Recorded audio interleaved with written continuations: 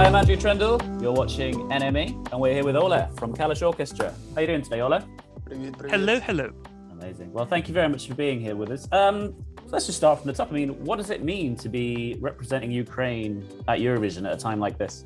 Well, we're feeling a very huge responsibility because to represent Ukraine at the international arena is always responsible, but to represent it during the war is just the highest responsibility possible. Well, Stefania is a huge song to enter with. I understand that it's dedicated to your mother, but what can you tell us about the lyrics and the message of the song? First of all, the song was composed and dedicated to my mother. It was written long before the war, but after the war, this song has acquired and gained lots of new senses because lots of people are missing their mothers, or they are perceiving it as if Ukraine is my mother. That is why the song has become so close to Ukrainian people, and it is in the Ukrainian hearts. And what can you I mean, it's a very epic sounding song as well. What can you tell us about its sound and the sound of Kalush Orchestra and what it tells us about music in Ukraine?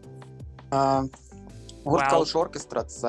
band of Kalush Orchestra is the band which combines in itself the old forgotten folklore, which could be forgotten through many generations, and the new modern contemporary hip-hop and rap, which is mixed and is just poured into one cocktail. It is mixed into one cocktail. That's why it has an interesting sound, and I don't know anything similar to that. But beyond the kind of Ukrainian folk sounds, do you have any kind of international influences that we might be able to hear? Well, everybody knows already because I'm always saying that I'm a big fan of Eminem, and I began to listen to him long ago, and I began to listen rap with him, with Eminem. So yes, he, so to say, is my favorite. And what can you tell us about the band's life and career before the invasion? Well, yes, we had before the war 20-30 concerts per month. It could be different, sometimes even more. Since then, I understand you all member of the band has been involved in the war effort in some way, correct? Yes, one of our participants of the band stayed at war. He is now defending Kyiv, the capital. I created my volunteer organization. We are helping people with accommodation, transport, medicine. We are helping them all over Ukraine. We have a special Telegram channel which you can join and write where you are from and which help you need. I remember last year's Ukrainian entry to Eurovision was pretty epic. How do you feel about Ukraine's history and legacy at Eurovision? Well, I had several performers who I really liked, but most of all was Jamala, of course. Jamala was my favorite, and not only because we are friends with her, but because it really was full of soul and cool. And there were lots of cool performers from Ukraine, representing Ukraine.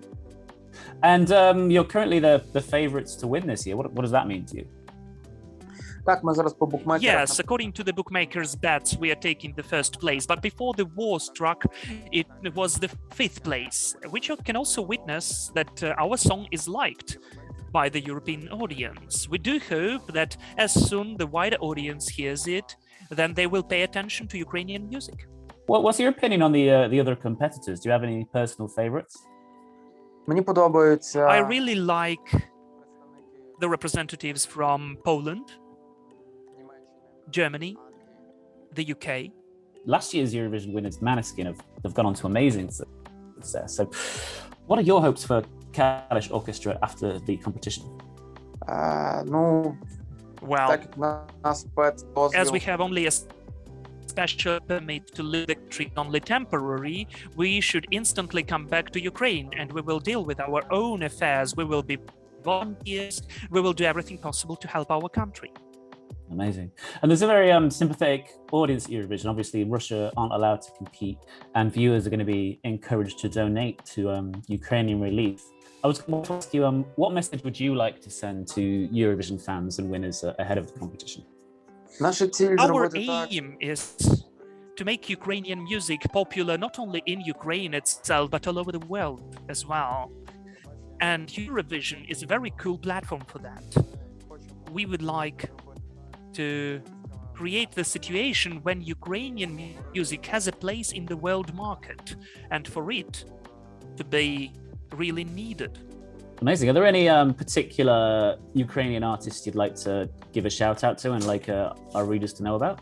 Так, можу порадити. Yes, of course, I can advise you to look at Skovka, Jak Tak,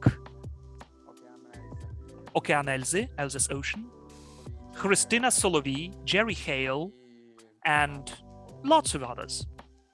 Amazing. Well, we'll get on that. Ola from Kalush Orchestra, thank you so much for your time and good luck. Дякую вам. Thank you, and all the best to you as well. See you.